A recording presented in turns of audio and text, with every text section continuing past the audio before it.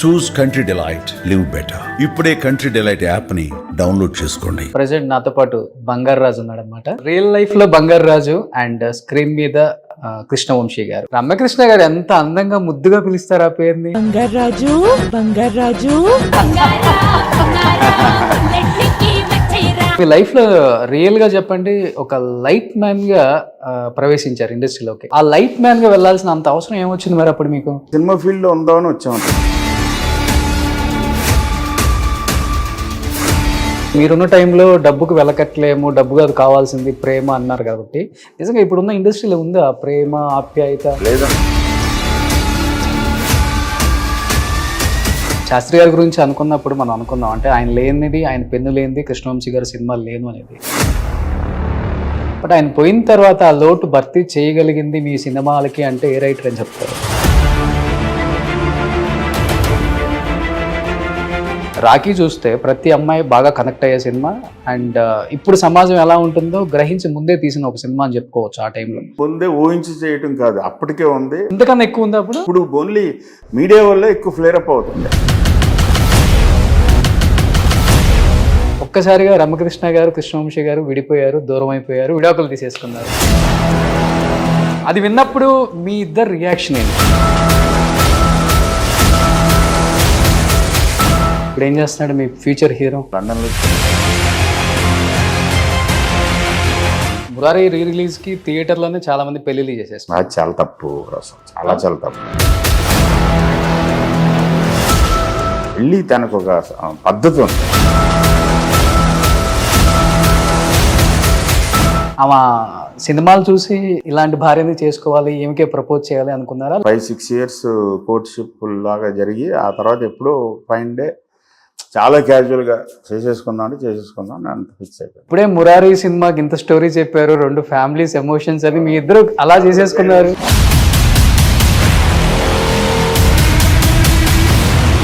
18th re release కాబట్టి ఏం చెప్తారు?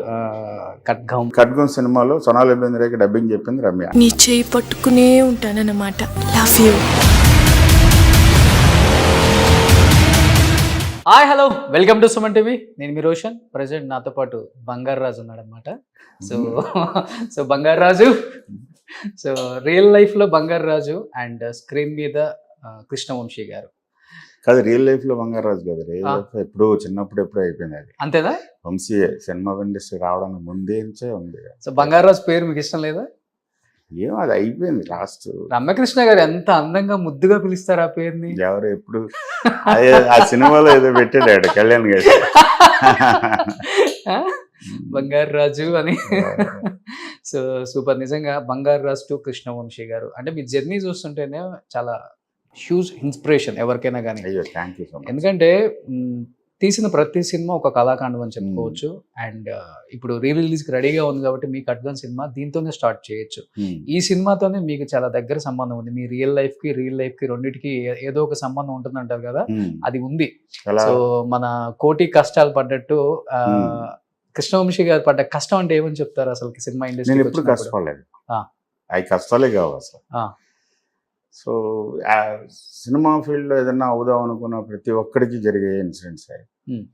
జనరల్గా ఇంట్లో వాళ్ళు ఒక బాధ్యతగా ఏదో ఒకటి ఉంటుంది కదా, దాన్ని ఎందుకు పాడు చేసుకుని వెళ్ళి అక్కడ అవుతుందో అవదో తెలియని ఒక లాటరీ చేయడం ఎందుకని ఆపుతారు. కాబట్టి ఇంటి దగ్గర నుంచి హెల్ప్ ఉండదు కాబట్టి స్ట్రగుల్ అవుతున్నప్పుడు ఒకటి సాధిద్దాం అనుకున్నప్పుడు, అవుతుంది అనుకున్నప్పుడు ఒక బ్లైండ్ బిలీఫ్ ఉంటుంది.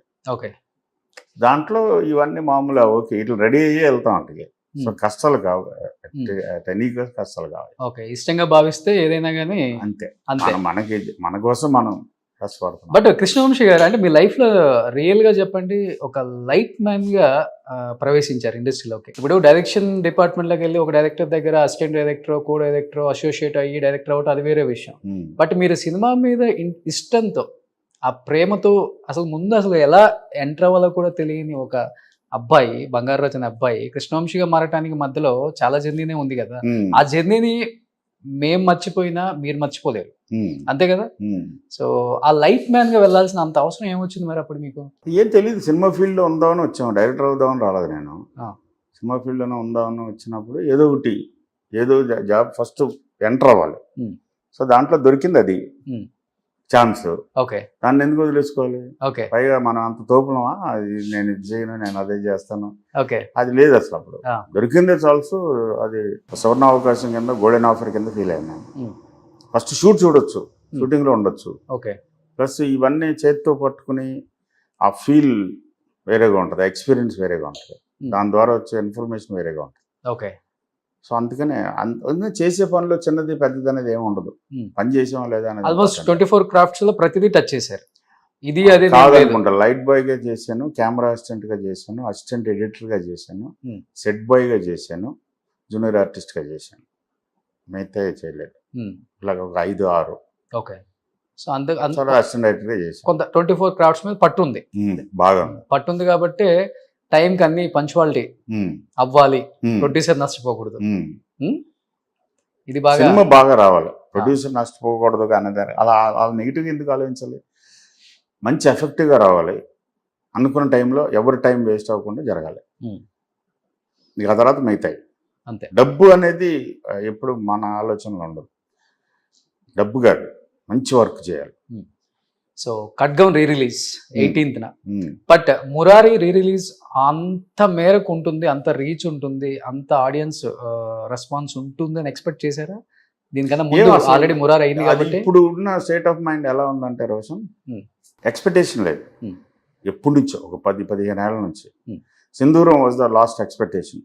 బ్రహ్మాండమైన సినిమా దేశం కొట్టేస్తాం అనుకుంటే మొహం పగిలింది. అక్కడి నుంచి నో ఎక్స్పెక్టేషన్స్. పని కరెక్ట్గా చేసామా లేదా, సాటిస్ఫాక్టరీగా చేయగలిగామా లేదా, మనం అనుకున్నది ఇవ్వగలిగామా లేదా, ఆ తర్వాత ఏది వచ్చినా హ్యాపీ.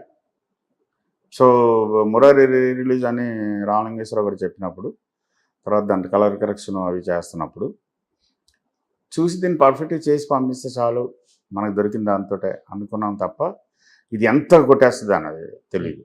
దాని తర్వాత మహేష్ బాబు ఫ్యాన్స్, మురారి ఫ్యాన్స్ 25 ఏళ్ళుగా మురారిని టీవీల్లో చూసి ఎంతో ఎంజాయ్ చేస్తున్న ప్రేక్షకులు అందరూ మళ్ళీ కథ అదినే. ప్లస్ నా అనాలిసిస్ ఏంటంటే గత లాస్ట్ 10 yearsగా బాగా డార్క్ ఎలిమెంట్ ఎక్కువైపోతుంది సినిమాలో. అవును అవును అవును. సొసైటీలో కూడా ఒక ఇండిఫరెన్స్ ఎక్కువైపోయింది, రెస్ట్లెస్నెస్ ఎక్కువైపోయింది, డిస్సాటిస్ఫాక్షన్ ఎక్కువైపోయింది. అందరం ఒకరినొకరు కంపేర్ చేసేసుకుని ఫీల్ అయిపోతున్నాం. సో వైలెన్స్, డార్క్ కంటెంట్ సినిమాల్లోకి వచ్చేసింది. దాని మీద ఇది ఒక్కసారి ఒక సెలబ్రేషన్, ఒక కలర్ఫుల్ ఫిల్మ్ చూసేటప్పుడు రొమాన్స్, అది కూడా మహేష్ బాబు, సోనాలి బెంద్రే, సాంగ్స్, మా మిగతా యాక్టర్స్, ఫ్రేమ్స్, దానివల్ల ఎక్కువ రియాక్షన్ వచ్చిందని అనుకుంటున్నాను. ఓకే. మురారికి హార్డ్లీ ఒక 4-5 కోట్ల అయి ఉంటుందో బడ్జెట్ ఆ టైంలో? అది తెలియదండి ఎంత ఏంటో, మరి ప్రొడ్యూసర్ నేను కనుక్కోవాలి, అసలు అడగలేదు, ఆయన చెప్పలేదు. ఓకే. రామలింగేశ్వరరావు గారు అవుట్ అండ్ అవుట్. సో నా దగ్గరికి ఏది రానవ్వలేదు, ఏది అడిగినా సరే కృష్ణ గారు అబ్బాయి సినిమా కృష్ణవంశీ చేస్తున్నాడు, ఏం అడిగినా సరే చేయాలని ఆయన పట్టే సినిమా జరగదు అంతే. హార్డ్లీ నేను విన్నది అంతే 4-5 కోట్లు. బట్ రిలీజ్ అప్పుడు ఆల్మోస్ట్ 9 కోట్లు కలెక్ట్ అయ్యి, చాలా పెద్ద విషయం కదా. కాదు, డబ్బు కాదు రోషన్, ఆ ప్రేమ, ఆ అభిమానం, ఆ జోష్, ఆ ఉత్సాహం, దానికి వెలకట్టలేవు. ఉందంటారా సార్? అప్పుడు ఓకే, మీరున్న టైంలో డబ్బుకు వెలకట్టలేము, డబ్బు కాదు కావాల్సింది ప్రేమ అన్నారు కాబట్టి, నిజంగా ఇప్పుడున్న ఇండస్ట్రీలో ఉందా ప్రేమ, ఆప్యాయత? లేదనుకోవటం తప్పు. కరెన్సీకి ఉన్న వాల్యూ మీరు చెప్పేదానికి ఉంది అంటారా? కాదు, ఉంది, డెఫినెట్గా ఉంది. ఏ విషయంలో మీకు ఉంది అనిపించింది? మీ విషయంలో ఒకటి చెప్పండి. మురారి రిలీజ్ ఎగ్జాంపుల్ దానికి, సింపుల్, యాజ్ సింపుల్ యాజ్ అదే. పెద్ద డబ్బు తోటి అయిన సినిమా కాదు కదా అది. Okay. Murari successful not because of దానికి పెద్ద మెగా సెట్స్, ఆ భయంకరమైన సీజీలు ఏమీ కాదు. Pure emotion, purity, sweetness, sweet people, sweet emotions, family bonds, అన్ని పాజిటివ్ విషయాలు ఉంటాయి. దేవుడు, పూజలు, అవన్నిటికీ ఎందుకు అంత రియాక్షన్ వచ్చింది? ఓకే. అంటే ఏదైనా ఉంది, మనం తప్పు అర్థం చేసుకుంటున్నాం అనేది నాకు తెలియదు. ఇప్పుడు మీరే అన్నారు, అంటే మురారి ఆల్మోస్ట్ 25 years అయింది, రిలీజ్ అప్పుడు కూడా మళ్ళీ అంత రెస్పాన్స్ వచ్చింది. టీవీలో కొన్ని వందల సార్లు చూసుంటాం, నేనే ఒక 10 సార్లు చూసుంటాను. అండ్ కృష్ణవంశీ సినిమాలు బోర్ కొట్టవు, ఎన్నిసార్లు చూడాలనిపిస్తుంది. అండ్ సెంటిమెంట్ ని అంత బాగా వర్కౌట్ అవుతుంది ఆ సినిమాలో. అండ్ ప్యూర్ ఎమోషన్స్ ఉంటాయి. అది ఎలా ఎలా జాగ్రత్తలు ముందే తీసుకుంటారా స్టోరీ రాసేటప్పుడే, లేకపోతే సెట్ లో కొన్ని మార్పులు చేర్పులు ఇవన్నీ ఉంటాయి అసలు? సెట్లో ఇంప్రొవైజేషన్ అనేది ప్రతి సినిమాకి జరుగుతుంది. బట్ బేసిక్గా అనుకున్నటప్పుడే మురారికి ఇన్స్పిరేషన్ మన అప్పు చేసి పప్పు కూడా ఉన్నాం కదా, అవును, మాయా బజారు, హమ్ ఆప్కే కౌను, మైనే ప్యార్ కియా, ఇలాంటి సినిమాలు అన్నింటిలోంచి ఇలాంటి ఒక స్వీట్నెస్ మనకు రావాలి, ఇక్కడికి ఇలాంటి ఒక ప్యూరిటీ కావాలి, ఇలాంటి ఒక నైసిటీ ఉండాలి అనే ఒక ఇంటెన్షన్. ఓకే, ఫస్ట్ ఇంటెన్షన్లో ఉంటుంది అది. అంతేగాని బ్లాక్ బస్టర్ తీయాలి, 1000 కోట్లు సంపాదించాలి అనే దాంతో అయితే అలాంటి కథ టచ్ చేయాలి. ఇప్పుడంతా అదే కదా సార్ మార్కెట్ లో నడుస్తుంది. అదే ఒక్కొక్కసారి ఒక్కొక్క ఫేజ్ వస్తూ ఉంటుంది. ఓకే, కొన్నిసార్లు కమర్షియల్ సినిమాలు వెళ్తూ ఉంటాయి, కొన్నిసార్లు మంచి ఫీల్ గుడ్ ఫ్యాక్టర్స్ వెళ్తూ ఉంటాయి, కొన్నిసార్లు ఫ్యామిలీ ఫిల్మ్స్ వెళ్తూ ఉంటాయి. ఫేజెస్ సినిమా ఇండస్ట్రీలో. ఓకే, సో అందుకే ఇప్పుడు కొంచెం కనెక్ట్ అవ్వడం కొంచెం కష్టం అవుతుంది అంటారా? మీరు చెప్పే 1000 కోట్లు మరి కనెక్ట్ అయింది కదా మురారి. నేను చెప్పేది మురారి ఫ్రెష్ గా తీసుంటే ఇప్పుడున్న స్టార్స్ తోటి అలాంటి సినిమా తీసుంటే మరి దానికి అంత వచ్చిందంటే అలా ఎంతకి వెళ్ళిపోను అది తెలియదు. అవును, 200%. అదే ప్రూఫ్. అంటే ప్రతి సినిమాకు ఒక వేరియేషన్ చూస్తే అన్ని బ్లాక్ బస్టర్ హిట్స్, గులాబీ కావచ్చు, నిన్నే పెళ్ళాడతా కావచ్చు, మురారి కావచ్చు, ఖడ్గం కావచ్చు, ఏది తీసుకున్నా కానీ వేరియేషన్ ఎక్కువ ఉంటుంది. ఆ వేరియేషన్ చాలా కష్టం ఇనిషియల్ డేస్ లో. తొందరపాట్లు తీసేది ఉంటుంది, లేకపోతే వేరే వాళ్ళ మాటలు విని తీసేది ఉంటుంది. బట్ కృష్ణవంశీ మాటలు విని మాత్రమే తీస్తారనేది ఒక మాట, ఒక టాక్ బయట. సో అది ఎంతవరకు కరెక్ట్ అసలుకి? అదే డబ్బు కోసం వెళ్ళలేదు. డబ్బు కోసం వెళ్తే గులాబీ అయిపోయిన తర్వాత గులాబీ లాంటి సినిమా తీయమంటారు. ఓకే, జనరల్గా ఇప్పుడు ఇండస్ట్రీ ఏంటి ఒకటి సక్సెస్ అయింది కాబట్టి అలాంటిది పర్టికులర్గా డైరెక్టర్స్ మీద ఆ బ్రాండ్, హీరోస్ మీద ఆ బ్రాండ్ వేసేస్తారు. ఒక టైప్ ఆఫ్ సినిమా ఆడిందంటే ఈ టైప్ ఆఫ్ సినిమా అది చేస్తే డబ్బు ఇస్తాను అంటాడు. ఓకే, ఆ డబ్బు కోసం ఆశపడి మనం అదే చేస్తూ ఉంటాం. నేను ఆశపడలేదు, నాకు అర్థమైంది అప్పుడే, అమ్మో ఇది కరెక్ట్ కాదు. ఓకే, అందుకని గులాబీ ఇలాంటి ఒక young love story plus violence, human trafficking, అమ్మాయిలు, బాడీ షాపింగ్, వీటిలోంచి క్వైట్ ఆపోజిట్గా వెళ్ళిపోయాం. నిన్నే పిల్లడితో అవ్వగానే మళ్ళీ నిన్నే పిల్లడితో లాంటి సినిమా అన్న, అది కాదని సింధూరంకి వెళ్ళాం. సో దీనికి ఆశపడకపోతే, దానికి పడకపోతే ఇలా వెరైటీ సినిమా తీయచ్చు, వెరైటీ ఎక్స్పీరియన్స్ ఇవ్వచ్చు. ఓకే, అది కొన్నాళ్ళ తర్వాత పే ఆఫ్ అవుతుంది. సో అలా డబ్బు కోసం తాపత్రయం పడలేదు కాబట్టి 9 నందులు మీ కైవసం. ఇన్ని వెరైటీ నందులు ఏముందండి, అది 3 nationals, 3 film fares. Okay, so award కోసం ఎప్పుడు పాకులాడలేదు. వస్తే వచ్చింది, లేకపోతే లేదు, మన పని మనం చేసాం అంతే. అన్న ఫస్ట్ అందరికంటే ముందు నాకు నచ్చిందా లేదా సినిమా. ఫైనల్గా మొత్తం అంతా కంప్లీట్ చేసి సినిమా చూసుకుంటున్నప్పుడు నేను డిసప్పాయింట్ అవ్వకూడదు, నేను సిగ్గుపడకూడదు, నేను అవమానపడకూడదు. ఓకే, నేనే మంచి క్రిటిక్, దానికి కరెక్ట్గా ఉందా లేదా చూసుకుని నేను సాటిస్ఫాక్టరీగా ఉన్నాను అనే ఫీలింగ్ కోసం పనిచేస్తాను. సో ఇప్పుడు 22 years బ్యాక్ థియేటర్లో చూసినప్పుడే గూస్ బంప్స్ ఖడ్గం. ఇప్పుడు రిలీజ్ అన్నారు, ఇప్పుడు మార్పులు చేర్పులు చేసినప్పుడు, కలర్ కరెక్షన్స్ చేసినప్పుడు ఒక్కసారిగా చూసుకున్నప్పుడు ఏమనిపించింది మీకు ఆడియన్స్ పాయింట్ ఆఫ్ వ్యూలో? ఆడియన్స్ అంటే సపరేట్ కాదు రోషన్, నాకు ఇప్పుడు నేనే ఆడియన్స్. అందుకనే మనం ఆడియన్స్ కాకుండా లేము. మనం ప్రతి సినిమా చూస్తున్నాం, ప్లస్ ఈ సినిమా చాలాసార్లు చూసాం. మధ్యలో ఫ్రెండ్స్ వచ్చినప్పుడు పెడతా ఉంటారు యూట్యూబ్లోనూ, ఇది సరదాగా చూద్దామని చెప్పి దాని గురించి ఎప్పుడు కంటిన్యూస్ డిస్కషన్. ప్లస్ 22 yearsగా every year January 26th, August 15th టీవీల్లో వస్తున్నప్పుడల్లా కూడా ఆ 2 రోజులు ఫేస్బుక్లోను, ట్విట్టర్లోను నాకు డిస్కషన్లు జరుగుతూ ఉంటాయి. నేను రెస్పాండ్ అవుతూ ఉంటాను. అందుకని నాకు ఏంటంటే ఇప్పుడు కలర్ కరెక్షన్ జరుగుతున్న ఫీలింగ్ 22 సంవత్సరాలుగా ఇప్పుడు జనరేషన్ అంతా కూడా టీవీస్లో చూసారు, సినిమాని చూసి ఎంజాయ్ చేశారు. ఇప్పుడు వాళ్ళకి బిగ్ స్క్రీన్ ఎక్స్పీరియన్స్ చాలా థ్రిల్లింగ్ ఉంటుందేమో అనిపించింది. సో ఇప్పుడు నేను సినిమా చూసినప్పుడు నాకు గూస్ బంప్స్ అంటే ఆ ట్రైన్ సీన్ అనేది గూస్ బంప్స్. అసలు థియేటర్లో ఒక్క సెకండ్ కూడా ఐ బ్లింక్ చేయలేము అనమాట. మీకు గూస్ బంప్స్ అనిపించిన సీన్ అంటే అప్పుడు చేసేది ఎప్పుడు, ఇప్పుడు కాదు? ఏం గుర్తులేదు, ప్రతి సీన్ ఎంజాయ్ చేశాను నేను, ప్రత్యేకంగా అలాగానే ఏం లేదు.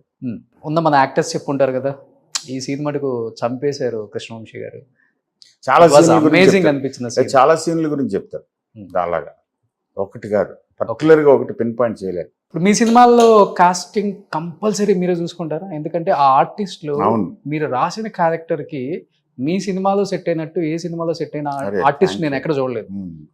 అంత పర్ఫెక్ట్ గా ఉంటుంది. కోటి అంటే కోటి. ఉమ్, సో ప్రకాష్ రాజ్ గారు Hmm. క్యారెక్టర్, శ్రీకాంత్ గారు అంటే శ్రీకాంత్ గారిని అప్పటి వరకు అలా చూడలేదు కూడా. అవును అప్పుడు దాకా ఒక లవర్ బాయ్ ఇమేజ్ ఉన్న, ఒక రొమాంటిక్, అవును, ఒక అవును. ఫ్యామిలీ అనుకున్న శ్రీకాంత్ ఒక్కసారిగా టర్న్ అయ్యి మీరు అలా చూపించగానే థియేటర్లో ఆయన కళ్ళల్లో ఉమ్, రెడ్ కలర్ లో ఒక తెలియని ఒక ఇది ఉంటుంది చూసారా అవును అవును. థియేటర్లో, ఆ అరే సీన్ థ్యాంక్ చూస్తేనే you so much, thank you so much. Srikanth గారి రియాక్షన్ ఏంటి అసలు ఆ టైంలో? మీరు ఆయనదే కావాలి. శ్రీకాంత్ మేబీ ఆ టైంకి శ్రీకాంత్కే ఏంటి ఈ క్యారెక్టరు ఓకేనా, నీకు ఓకేనా అని అన్నాడు ఫస్ట్లో. నీకు Ah. ఓకేనా సీరియస్ క్యారెక్టర్ పర్ఫెక్ట్గా ఉంటుందో ప్రాబ్లం. అప్పటికే చాలాసార్లు ముందు నుంచి నాకు పరిచయం, శ్రీకాంత్ మధు ఫిల్మ్ ఇన్స్టిట్యూట్లో ట్రైన్ అవుతున్నప్పటి నుంచి పరిచయం నాకు. సో కనపడినప్పుడల్లా కొంచెం క్లోజ్ అయిన తర్వాత నీతో యాక్షన్ ఫిల్మ్ చేయాలరా, నీతో యాక్షన్ ఫిల్మ్ చేయాలరా అని అనేవాడిని. వాడి ఫిజిక్ బాగుంటుంది, ఫిట్ బాగుంటుంది, ఫైట్స్ బాగా చేయగలడు, డైలాగ్ బాగా చెప్పగలడు, ఎక్స్ప్రెషన్ బాగా ఉంటుంది, ఒక ఓవరాల్ లుక్, ఒక హ్యూమన్ లుక్ ఉంటుంది. సో దాంతో చేయాలరా, ఏం సినిమాలు చేస్తున్నావురా అని అంటూ ఉండేవాడిని. నువ్వు చేయి అనేవాడు. సో అది ఎప్పుడైతే కుదిరిందో నాకు ఆల్రెడీ ఆ ఐడియా ఉంది కాబట్టి యాక్టర్గా వాడి తాలూకు ప్లస్ పాయింట్స్ మైనస్ పాయింట్స్ అన్ని నేను అబ్జర్వ్ చేశాను కాబట్టి ఇది దానికి ఈజీ అనిపించింది casting. But as an actor గా ఆ సినిమా తర్వాత ఆయన ఇమేజే మారిపోయింది. అప్పుడు దాకా ఫ్యామిలీ లాగే చూసాం అవును. శ్రీకాంత్ గారిని, అవును. కంప్లీట్ ఇమేజ్ మార్చేశారు. ఇప్పటికీ ఖడ్గం అంటే ఫస్ట్ గుర్తొచ్చేది శ్రీకాంత్ గారు. సో సైలెంట్ గా కూడా ఇంత వైలెంట్ చేయొచ్చా అనేది. బట్ మీ రియల్ లైఫ్ లో ఉందా ఇప్పుడు మురారిలో ఉన్న సోనాలి బింద్రే టైప్ కానీ, లేకపోతే ఇక్కడ ఉన్న సోనాలి బింద్రే మీ రియల్ లైఫ్ లో అలా రమ్య గారి గురించి ఎప్పుడైనా పాటలు పాడటం, చెప్పమ్మ పాటలు కానీ, నువ్వు కానీ? ప్రతి వైఫ్ అండ్ హస్బెండ్, ప్రతి లవర్స్ మధ్య కొన్ని స్వీట్ నథింగ్స్ ఉంటాయి. దాన్ని సేల్స్ పెట్టకూడదు, ఓకే, బయట చెప్పకూడదు, పర్సనల్ ఎక్స్పీరియన్స్. సో మీరు రియల్ లైఫ్ లో పాడిన పాట అదేనా? అదే చెప్తున్నా కదా, సేల్స్ పెట్టకూడదు అని. సార్ అందరూ కృష్ణవంశీ గారు అంటే ఆ పేరుకే ఎందుకో తెలియని ఒక భయం అయితే ఉంటుంది బయట. మనిషి చూస్తేనే చాలా స్వీట్. ఎందుకు బయట అది క్రియేట్ అయిపోయింది మార్కెట్ లో? మీరు నాకు చెప్పినట్లుగా. తెలియదు, మేబీ నేను చేసిన సినిమాల సినిమాలా? వల్ల ఉండొచ్చు మేబీ. బట్ నన్ను చూసి ఎవరిని భయపడతారంటే నాకు నమ్మశక్యం కాదు, నవ్వు వస్తుంది పైకి. ఎవరైనా చెప్తూ ఉంటారు కదా మీకు? చెప్తారు కానీ అదే ఇవన్నీ 10 సంవత్సరాల క్రితం అమాయకంగా నమ్మేసేవాడిని, ఇప్పుడు నమ్మట్లేదు. వద్దులే, ఏ సినిమా తర్వాత నమ్మటం మానేసారు? సింధూరం తర్వాత వచ్చి. బట్ ఇప్పుడు కృష్ణవంశీ గారు సినిమాలు అంటేనే సాహిత్యానికి పెట్టింది పేరు. సిరివెన్నెల సీతారామ శాస్త్రి గారు పెన్ను పెట్టందే కృష్ణవంశీ సినిమా ముందుకెళ్ళదు. ఇది ఉంది కదా, అర్ధ శతాబ్దపు అజ్ఞానాన్ని స్వతంత్రం అందామా అని, అది ఒక పాట రూపంలో కాకుండా అక్కడక్కడ వాడిన విధానం వేరే లెవెల్. ఎందుకు దాన్ని పర్ఫెక్ట్ గా, అంటే ఇది ఉందా దానికి ఆ సాంగ్ రూపంలో పెట్టకుండా అక్కడక్కడ వాడటానికి అని? ఆ సినిమా షూటింగ్, పోస్ట్ ప్రొడక్షన్ మొత్తం ఫినిష్ చేసి కాపీ తీసిన తర్వాత ప్రతి సినిమా గురువుగారికి చూపిస్తాను. ఓకే, కాపీకి ముందు చూపిస్తాను, ఎడిట్ అయిపోగానే కాపీ వచ్చిన తర్వాత చూపిస్తాను. ఓకే, చూసిన తర్వాత ఆయన రియాక్షన్ తీసుకుని దాన్ని బట్టి ఒక్కోసారి విన్ను, ఒక్కోసారి వింటాను, రకరకాలు జరుగుతుంటాయి. అలాగే సింధూరం సినిమా ఇంకో 2 రోజుల్లో రిలీజ్ అవుతున్నారుగా, కాపీ వచ్చింది గురువుగారు చూపించాను. నైట్ ఒక 11-11:30కి మెడ్రాస్లో దేవి శ్రీదేవి అని అరవింద్ గారికి ఒక థియేటర్ ఉండేది, టీవీ థియేటర్, 2 థియేటర్లు ఉండేవి. అందులో వేసుకున్నాం. పద్మాలయ ఆఫీస్కి బయట ఉంటుంది అది, అక్కడ టీ నగర్లో. 11 o'clock స్టార్ట్ అయ్యి నైట్ 2:30కి తిరుగుగా అయింది. బ్రహ్మాజీ వైఫ్, నేను, శాస్త్రి గారు ప్లస్ ఇంకో 5 ప్రొడక్షన్ వాడు ఉన్నాడు. ఓకే, సినిమా అయిపోయింది. ఆయన సీరియస్గా బయటకు వచ్చేసి ఆ రోడ్డు మీద తిరుగుతున్నారు. నైట్ 2:30కి ఎవరు ఉంటారు కదా, రోడ్డు మీద తిరుగుతున్నారు. నేను లోపల ప్రింట్ అంతా ప్యాక్ చేయించి బ్రహ్మాజీ వాళ్ళు వెళ్ళిపోయారు. బయటకు వచ్చి ఏంటి గురించి అంటే, సరిపోవట్లేదురా నువ్వు ఇదంతా డిస్కస్ చేస్తున్నావు అని తెలియదు నాకు, సినిమా దీనికి ఇంకో పాట కావాలి, పేపర్ ఏమన్నా ఉన్నాడు. పాట ఇప్పుడు అంటే నేనేం చేయను, ఎక్కడ చేయనా, లేదు అర్జెంట్గా పేపర్ ఏదైనా ఉండి, పేపర్ గురించి అని చూస్తే రోడ్డు మీద సిగరెట్ ప్యాకెట్ ఉంది. అది తీసి ఓపెన్ చేసి ఇచ్చాను, పెన్ ఇచ్చి. ఆ పెన్ ఉంటుంది ఆయన చేతిలో. దాని మీద రాశారు అర్ధ శతాబ్దపు అజ్ఞానాన్ని స్వతంత్రం అందామా. ఓకే, గూస్ బంప్స్ కదా, అదిరిపోయింది గురికి. పద ఇంటికి వెళ్ళి వెంటనే రాసేస్తాను. మార్నింగ్ ఇంటికి వెళ్ళిన తర్వాత ఆల్మోస్ట్ ఒక 1/2 అవర్లో అయిపోయింది. 2 రోజులు రిలీజ్. 2 రోజులు అంటే 3వ రోజున రిలీజ్, ఆ రోజు నుంచి. సో అప్పటికప్పుడు శ్రీగారిని లేపి మార్నింగ్ రికార్డింగ్ రా, సాంగ్ చేయాలి, బాలుగారు కావాలి. బాలుగారితో అప్పుడు నేను పని చేయలేదు, కానీ ఈ పాట బాలుగారు పాడితేనే కరెక్ట్గా ఉంటుంది అని. అంత ఆల్ ఆఫ్ ఎ సడన్ కొన్ని అవర్స్ ముందు బాలుగారు అంటే దొరకదు. అప్పుడు భయంకరమైన బిజీ, 5-6 పాటలు రోజు. అన్నీ వీడి చిరాకు పడ్డా, ఎప్పుడైనా కాదు అర్జెంటుగా ఇది కావాలంటే అప్పటికప్పుడు లేచి వచ్చి ఒక 5 o'clockకి మొత్తం చూసి, సరే నేను ఏదో పడతానని వెళ్తే బాలుగారు అంటే కుదరదు అది. మళ్ళీ శాస్త్రి గారితో ఫోన్ చేయించి, సో బాలుగారు అంటే సరే మన కోదండపాణికి వచ్చాం మనం, ఆయన థియేటర్ ఉండేది అక్కడ, ఏదో గ్యాప్లో వచ్చి చేసేస్తాను అని ఆయన వేరే స్టూడియో నుంచి 9-9:30కి వచ్చేటప్పటికి ఇంకా మ్యూజిక్ చేస్తున్నాడు. ఆయన రాశారు పాట రాసినప్పుడే 6 చరణాలతో 7 చరణాలతో రాశారు. సో ఏం చేయాలి, 2 చరణాలతో ఒక పాట ఫినిష్ చేయడం కాదని టైటిల్స్లో కొంత వాడి అక్కడి నుంచి మళ్ళీ అక్కడక్కడ పోస్ట్ చేయడం కోసం మళ్ళీ మిక్సింగ్ థియేటర్ ఉన్న ఏదో సినిమా ఉంటుందో రౌడీజం చేసి దానికి ఎంటేసి బయటికి మిక్సింగ్ థియేటర్కి వెళ్ళి ఈ సాంగ్ పోస్ట్ చేసి అది డాల్బీలో చేసాం సింధూరం. మళ్ళీ దాన్ని కాపీ తీసి మళ్ళీ ల్యాబ్కి వెళ్ళి, అసలు మామూలు టెన్షన్ కాదు. ఓకే, చదువుతూ ఉంటేనే అనిపించింది బాబా ఏం పాట అది. బట్ ఆయన తర్వాత అలా వచ్చిన పాట అది. ఓకే, చాలా పుట్టింది సినిమాలో మొత్తం హైలైట్ అయింది కేవలం అది. ఇప్పటికీ ఆ సినిమా చూస్తున్నప్పుడు అది మాత్రం మన మైండ్ లో ఎక్కువ ఉంటుంది. గ్రేట్ సార్ అది. బట్ ఆయన సరిగ్గా అలాగే ఖడ్గంలో టైటిల్ సాంగ్. అవును, సూపర్. చాలా రాస్తే అది అక్కడక్కడ పోస్ట్ చేసుకుంటే వెళ్ళాను. అవును.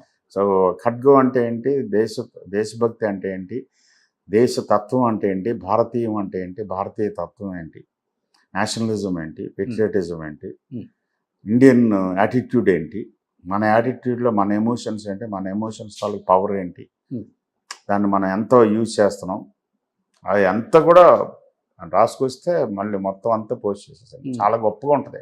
ఓంకారనాదం అనేది సాంగ్ టైటిల్స్ దగ్గర నుంచి ఖడ్గంలో చాలా బాగుంటుంది. అంటే పాకిస్తానీ ఇండియా మీద అంత వైరాగ్యం చూపించారు కదా, ఎటువంటి గొడవలు బయట అంటే ఇలా ఉంటుంది, పాకిస్తాన్ ఇలా ఉంటారు, ముస్లిమ్స్ ఇలా ఉంటారు అనే దాని మీద ఎప్పుడు ఏం గొడవ జరగలేదు కాదు. ముస్లిమ్స్ అని అందరిని అవ్వలేదు, అందుకనే అమ్జద్ ఖాన్ క్యారెక్టర్ క్రియేట్ చేసింది. అమ్జద్ ఖాన్ లాంటి చాలా మంది ఉన్నారు ఇక్కడ, కానీ కొంతమంది మిస్గైడెడ్ యూత్ ఉన్నారు.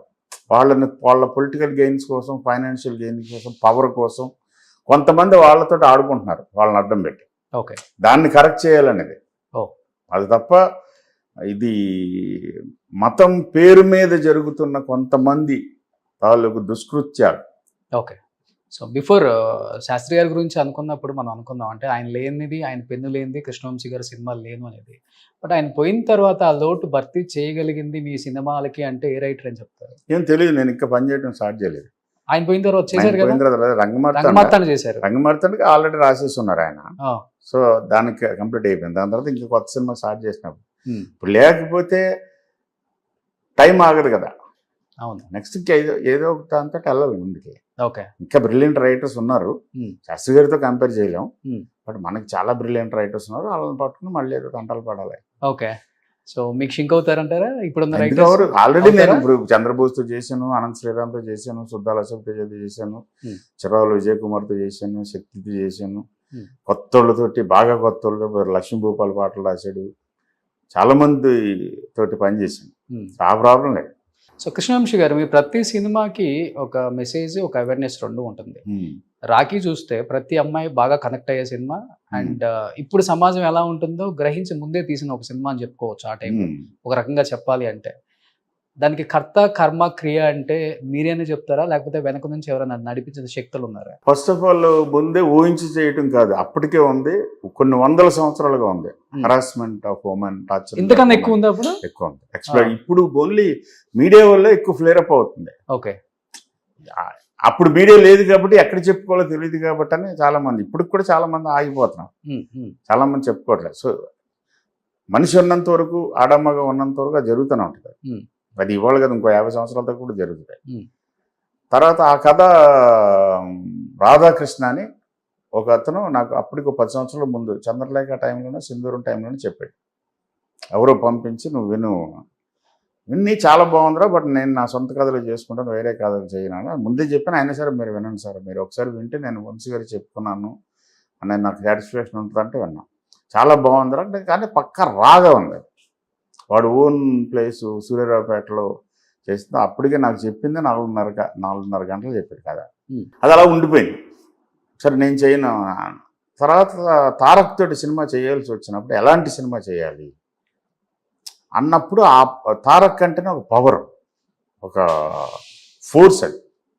అండ్ మల్టీ టాలెంటెడ్, బ్రహ్మాండమైన డ్యాన్సరు, బ్రహ్మాండమైన డైలాగ్స్ చెప్తాడు, మెమరీ పవర్ అద్భుతం, పెర్ఫార్మింగ్ స్కిల్స్ అద్భుతం. సో ఇట్లన్నిటికీ సరిపోయేది పడాలి. అప్పుడు అది గుర్తొచ్చి దాన్ని రివైవ్ చేసి రాధాని పిలిపించి మళ్ళీ మొత్తం ఎక్కడెక్కడో తిరుగుతున్నాడు. అప్పటికే దాని మొత్తం కథ రాసుకుని నేను ఆ కథను మొత్తాన్ని పూర్తిగా మార్చి అడాప్ట్ చేసి కొన్ని క్యారెక్టర్స్ కొన్ని సీక్వెన్స్లు మాత్రం తీసుకుని మళ్ళీ ఫుల్ స్క్రీన్ ప్లే రీవర్క్ చేసి కొంత ఈ ఎలిమెంట్స్, సాంగ్స్, ఫైట్స్ ఇవన్నీ కూడా ఇన్కార్పొరేట్ చేసి చేసింది. సో క్రెడిట్ రాదది, సోర్స్ హార్ట్ రాదా ఐడియా.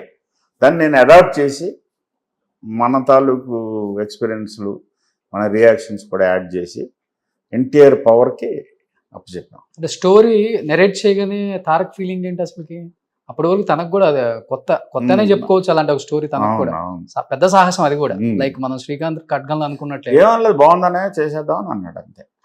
పెద్ద అదే ఒక సీన్ ఉంటుంది సుహాసిని గారిని కాలుతుంది సీన్. రియల్ గా ఆ టైంలో కావాలి, ఆ ఎమోషన్స్ రావాలని తన సీన్ అనే చాలా మంది చెప్తుంటారు బయట. షేర్ చేసిండే దాన్ని. అవును, తన్నలే చంపేస్తాను అసలు. హాసిన్ గారు నాకు చాలా ఇష్టం, బట్ షేర్ చేసిండే ఎక్స్ట్రాడినరీ యాక్టర్. ఆ టైమింగ్ తెలుసు, ఎక్కడ వరకు వెళ్ళాలి కాలు, ఎక్కడికి వెనక్కి లాగేయాలని. సో అలాంటి అసలు మనం చెప్పక్కర్లేదు వాళ్ళకి ఆటోమేటిక్. అండ్ సుహాసిన్ గారు అనదర్ ఎక్స్ట్రాడినరీ యాక్టర్స్. ఆ టైమింగ్ ఇంపార్టెంట్. బాడీ రిఫ్లెక్స్ అంటాం, ఎంతవరకు కాల్ వస్తుంది. ఆ అమ్మకి ముందే చెప్పి ఇలా ఉంటుందమ్మా అని, ఓకే మీకు ఓకే అంటే చేద్దాం, లేకపోతే అంటే లేదు చేద్దాం, ఓకే బాగుందని చెప్పాను అన్న తర్వాత ఆ టైమింగ్ వాళ్ళిద్దరూ చూసుకున్నారు. అండ్ షాజీస్ అంటే terrific actor, very good human being. Okay. So ఎదుటి యాక్టర్ ఎంతవరకు వెళ్ళొచ్చు అనేది ఆయనకి బాగా తెలుసు. ఓకే. సో ప్రతి డైరెక్టర్కి ఒక ఫేవరెట్ హీరోయిన్ ఉంటుంది, బట్ ఆ ఫేవరెట్ హీరోయిన్తో వర్క్ చేయడం అనేది ఇంకొక పెద్ద డ్రీమ్ అని చెప్పుకోవచ్చు. అలా మీ లైఫ్లో జరిగిందా? రమ్య. ఓ, రమ్య గారు కాకుండా రమ్య గారు కాకపోతే నేను పనిచేసిన హీరోయిన్స్ అందరూ నాకు favourite heroines. Okay. They are beautiful angels. దేవకని ఫస్ట్ సౌందర్య గారి పేరు చెప్తారా? సౌందర్య గారు కానీ, సోనాలి బెంద్రే కానీ, మహేశ్వరి కానీ, తబ్బు కానీ, సంగవి కానీ, గీత కానీ, ఇషా కపూర్ గారు కానీ, అండ్ సాక్షి శివానంద్ కానీ. ఫస్ట్ టైం తను వర్క్ చేసిన హీరోయిన్ పేర్లన్నీ గుర్తు పెట్టుకున్న one and only director Krishna Vamsi గారు. కాజల్ అగర్వాల్ కానీ, సింధు మేనన్ కానీ, జెనీలియా డిసోజా కానీ, సూపర్ గారు, భావన కానీ, మహాత్మలో. సో మర్చిపోతానని రమ్యకృష్ణ గారు ఫస్ట్ చెప్పారు. కాదు, నువ్వు అడిగిన ప్రశ్న సమాధానం చెప్పు. మర్చిపోతానని ఆమె పేరు ఫస్ట్ చెప్పారు. నువ్వు అడిగిన పేరు చెప్పాను, నువ్వు అడిగిన ప్రశ్నకి సమాధానం చెప్పు. Okay. But Ramya great actress, మంచి యాక్ట్రెస్ అని తెలుసు, కానీ ఎంత గ్రేట్ యాక్ట్రెస్ అనేది రంగమార్తాండలో పనిచేస్తున్నప్పుడు అర్థమైంది నాకు. ఓకే. గ్రేట్. శివగామి చూసినప్పుడు అనిపించలేదా? శివగామికి వెనకాల సపోర్ట్ ఉంది, బ్రహ్మాండం డైలాగ్ ఉంది, స్టేజింగ్ ఉంది, ఒక బ్రహ్మాండమైన క్యారెక్టరు. ఆటోమేటిక్ మిగతా వాళ్ళందరూ ఆవిడ వస్తే కింద కూర్చుని పోతారు. అది చూస్తుంటే ఎవరు చేసినా బాగానే ఉంటుంది అనిపిస్తుంది. ఓకే. ఈ సినిమాలో అవి ఏం లేవు, ఓన్లీ ఐస్, డైలాగ్ కూడా లేదు. ఓకే. ఐస్ తోటి చూపించాలి, అది కష్టం అంట. టూ ఎక్స్ట్రీమ్స్ అయ్యి, నీలాంబరి నరసింహలో ప్లస్ బాహుబలిలో శివగామి, ఈ రెండు ఒక హైట్స్. మన రాజు గారు రంగమార్తాండలో ఇంకొక ఎక్స్ట్రీమ్. సో నీలాంబరి శివగామి అంటే ఆమెను చూసి స్క్రీన్ మీద రియల్ లైఫ్లో ఎలానే ఉంటారేమో అనేది కొంత ఇమాజిన్ చేసుకుంటారు ఆడియన్స్. లేకపోతే అంటే అసలు రియల్ లైఫ్ లో రమ్యకృష్ణ గారు అంటే ఏమని చెప్తారు? చాలా ఫన్ లవింగ్ పర్సన్, చాలా soft, smart and sharp. Okay. Super sharp, బాగా ఫన్ లవింగ్ పర్సన్. బాగా వంట చేస్తారని విన్నా నేను. అవును, ఆ? ఆవిడకి సరదా. ఓకే. రసాలు కూడా 4-5 వెరైటీలు పెడతారు. అవి కానీ నాన్ వెజిటేరియన్ కానీ వెజిటేరియన్ కానీ దోశలు కానీ ఓకే. వెరీ గుడ్ చేసి. అంత టైం ఉంటుందా రామకృష్ణ గారికి? She enjoys it. Okay.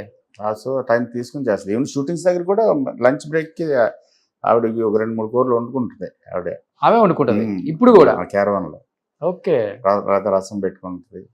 So Ramya గారు చేసే ఫుడ్లో మీకు బాగా ఇష్టమైన ఫుడ్?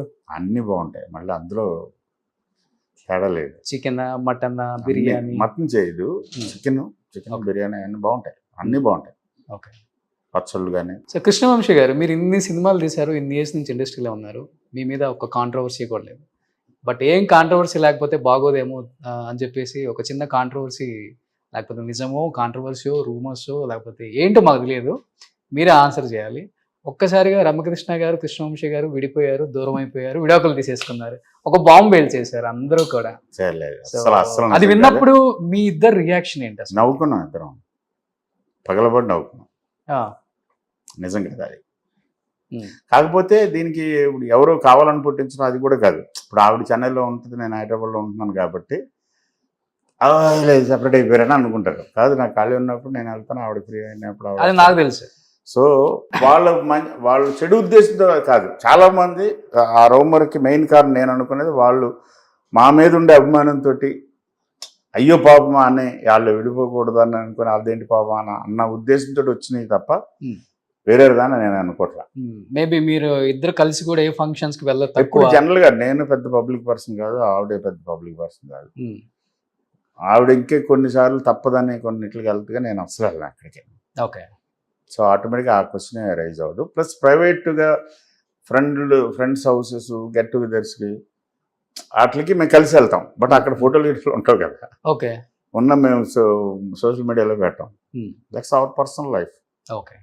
తనలో మీకు నచ్చిన ఒక మంచి క్వాలిటీ అంటే ఏమని చెప్తారు రమ్య గారిలో? Divine child, everything is very good. అంటే చెప్పాలంటే she's divine child, blessed child. అంతే. పేరెంట్స్ చాలా బాగా చూసుకుంటారు. ఫ్యామిలీ మొత్తం ఫ్యామిలీ. నచ్చని క్వాలిటీస్ ఏమైనా ఉన్నాయా? ఏం లేవు. ఏముంటాయి? కోప్పడతారు కదా, అది మామూలే కదా, మనం చేసిన పనిని బట్టి ఉంటుంది. మీరు భయపడతారు కదా రమ్య గారికి? అలాగేం కాదు, తను బాధపడకూడదు అనుకుంటాను. అంతేనా? భయపడుతుంది. సూపర్ హస్బెండ్ అబ్బా. చాలా మంది హస్బెండ్స్ అలాగే ఉంటారు. వైఫ్ని బాధ పెట్టడం ఇష్టపడతారని అనుకోవట్లేదు. బాధపడకూడదని అవసరం అయితే కొంచెం తగ్గుతారు చాలా మంది హస్బెండ్స్. ఓకే. నేను చాలా మంది తెలుసు.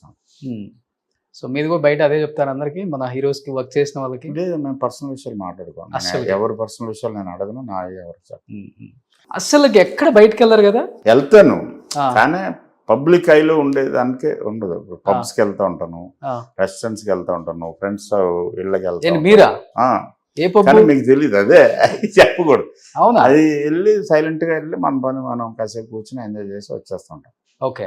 అక్కడ ఉన్న వాళ్ళు కొంతమంది చూస్తారు, సో వాళ్ళు గుర్తుపెట్టిన వాళ్ళు ఎలా అంటారు, లేకపోతే మామూలు కొంతమంది ఏదైనా ఫోటోలు తీసుకోవాలంటే తీసుకుంటారు. కానీ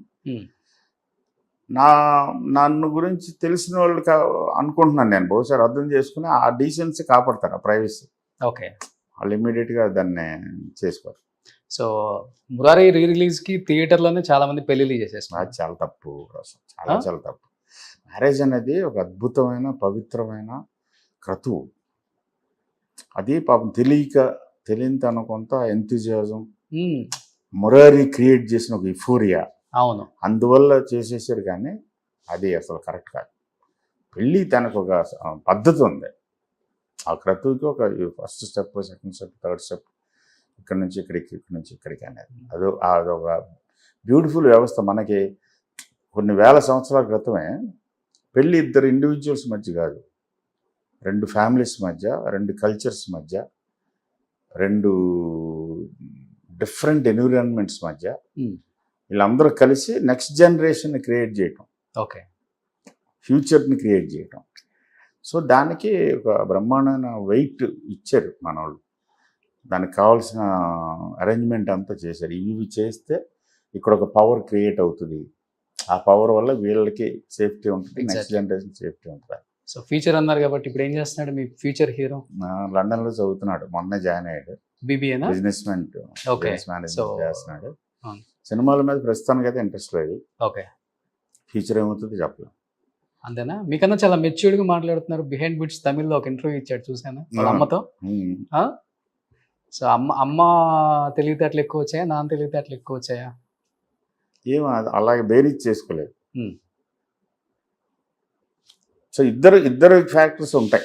ఓకే, సో కొడుకంటే ఎక్కువ మీకు వాళ్ళ అమ్మ ఇష్టం? తెలివితేటలు ఎక్కువ వస్తేనే మంచిది యాక్చువల్గా నాకంటే కూడా.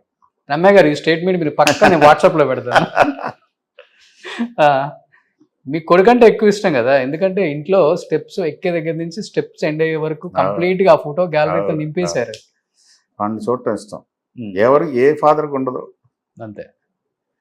సో అర్థం చేసుకుంటాడు అమ్మని నాన్నే బాగా. Very nice person, very well manners, చాలా బాగా వాల్యూస్ బాగా ఇన్స్టిల్ చేసింది రమ్య. రమ్య క్రెడిట్. ఎస్, నిజంగా అలా పెంచారా? బాగా పెంచారు. So super. Any have 18th re release కాబట్టి ఏం చెప్తారు? ఖడ్గం రమ్య టాపిక్ వచ్చింది కాబట్టి ఖడ్గం సినిమాలో సోనాలి బెంద్రేకి డబ్బింగ్ చెప్పింది రమ్య. అవునా? అంత స్వీట్ గా చెప్పారా రమ్యకృష్ణ గారు? తనే చెప్పింది. అవునా? తనతో రిక్వెస్ట్ చేసి చేయించారు, నువ్వు చెప్తే బాగుంటుంది. చాలా బాగా చెప్పి. ఇంత సాఫ్ట్ క్యారెక్టర్ కి ఎక్కడ వర్కౌట్ అయింది సార్ అక్కడ? చూడు, సినిమా చూసినప్పుడు అర్థం అవుతుంది. ఎక్కువ టేకులు తీసుకున్నారా? లేదు అసలు. అంత కలిపి నేను అనుకోవడం 1.5 hours ఫినిష్ చేసి ఒకసారి ఫుల్ గా చూసింది మొత్తం అంతా సాంగ్ తో కలిపి. టక టక టక చాలా ఫాస్ట్, గ్రేట్ యాక్టర్స్, ఇందులో అనుమానం లేదు. ఓకే. ఈవెన్ షూటింగ్ కూడా చాలా ఫాస్ట్. అంగమార్తంలో ఆవిడ కోసం 1 more take ఎప్పుడు చేయాలి. ఓకే, సింగిల్ టేక్స్ అన్ని, రిహార్సల్ కూడా ఉండదు. ఇచ్చిందంటే పక్క 100% షార్ట్ అవుతుంది. రమ్య గారిని నెగిటివ్ షేడ్ లో చూడటం ఎక్కువ ఇష్టం, పాజిటివ్ గా చూడటం ఎక్కువ ఇష్టం మీకు? నెగిటివ్ షేడ్స్ ఏం చేసింది ఇంతవరకు? నరసింహ ఒకటి చేశారు. నరసింహ నెగిటివ్ షేడ్ కాదు, అదే పెయిన్ తోటి తన హార్ట్ బ్రేక్ అయ్యి సాడ్ స్టేట్. సాడ్ లో కొంతమంది ఏడుస్తారు, కొంతమంది కోపడతారు. ఓకే, తను కోపడింది అంతే. నైస్ షేడ్, చాలా బాగా క్యారెక్టర్ కన్సెప్షన్ సూపర్. రమ్య గారు కాల్తో అలా సౌందర్య గారిని ఇలా తీసేది ఉంటుంది, షార్ట్ చూసారు, థియేటర్ లో చూడాలి అది. సో బాగా నచ్చిన సినిమా రమ్య గారిది? ఆల్మోస్ట్ అన్నీ ఉంటాయి, నచ్చనిది అనేది ఏమీ లేదు. అది కొంచెం మాస్ మసాలా కమర్షియల్ అంటే నాకు పెద్ద ఎక్కువ అయ్యి. సో నాకు నచ్చలేదని చెప్పాను, మంద ఆ ఏరియా కాదు. బట్ రాఘవేంద్ర గారి సినిమాలు అన్నింటిలో రమ్య బ్యూటిఫుల్, చాలా అందంగా ఉంది. ఆయన మానవుడు. ఆమె సినిమాలు చూసి ఇలాంటి భార్యని చేసుకోవాలి, ఏమికే ప్రపోజ్ చేయాలి అనుకున్నారా? మ్యారేజ్ అనేది ఉద్దేశం లేదు, ఓన్లీ సరదాగా ఇద్దరం కలిపి ఒక ఫ్రెండ్లీగా తిరుగుతా ఉన్న టైంలో 5-6 years కోర్ట్షిప్ లాగా జరిగి ఆ తర్వాత ఎప్పుడో ఫైన్ డే చాలా క్యాజువల్గా చేసేసుకుందాం అని అంత ఫిక్స్ అయిపోయింది. గురుగారికి చెప్పాం, గురుగారి తోటి ఇప్పుడే మురారి సినిమాకి ఇంత స్టోరీ చెప్పారు, 2 families ఎమోషన్స్ అని, మీ ఇద్దరు అలా 6 years నుంచి 7 years నుంచి కలిసి తిరుగుతున్నాం కదా. సో మాకు తెలుసు ఈచ్ ఎవ్రీ ఆస్పెక్ట్. దాని తర్వాత సార్ అవన్నీ ఇన్ని చెప్పిన అవన్నీ చూసుకోకుండా ఎందుకు దిగుతాను. Super. Any have 18th re release అవుతుంది కాబట్టి first of all thank you sir. ఇంత ఇనిషియేట్ తీసుకొని మళ్ళీ మాకెంతో ఇష్టమైన సినిమాలని ఒకసారి థియేటర్స్ తీసుకొచ్చి ఇప్పుడున్న జనరేషన్కి కూడా కనెక్ట్ అవుతాయి ఇలాంటి సినిమాలన్నీ కూడా. ఇప్పుడు చూస్తూనే ఉన్నా రిలీజ్ సినిమాలు ఆల్మోస్ట్ అప్పుడు కన్నా ఎక్కువ బడ్జెట్ని కలెక్ట్ చేస్తుంది చెప్పాలంటే. అంటే పిల్లలకి, అంటే అప్పుడున్న పిల్లలకి ఎంత ఫ్యాషన్ ఈ సినిమాలు చూడాలి థియేటర్స్ లో అనేది. చెప్పారు కదా, టీవీలో చూస్తే ఆ కిక్ ఉండదు, ఈ సినిమాలన్నీ థియేటర్ లో చూస్తే నాకు కిక్ ఉండదు కాబట్టి. సో మంచి మంచి సినిమాలు మళ్ళీ మీరు మళ్ళీ డైరెక్ట్ చేయాలి మా కోసం. ఫ్యామిలీ సినిమాలు అంటేనే కృష్ణవంశీ అంటే ఫ్యామిలీ సినిమాలు, అలాంటి సినిమాలు చేయాలని మనస్ఫూర్తిగా కోరుకుంటున్నాను sir. Thank you so much. Suman టీవీలో మీ పర్సనల్ అండ్ బిజినెస్ ప్రమోషన్స్ కోసం కింది నెంబర్కి కాంటాక్ట్ చేయండి.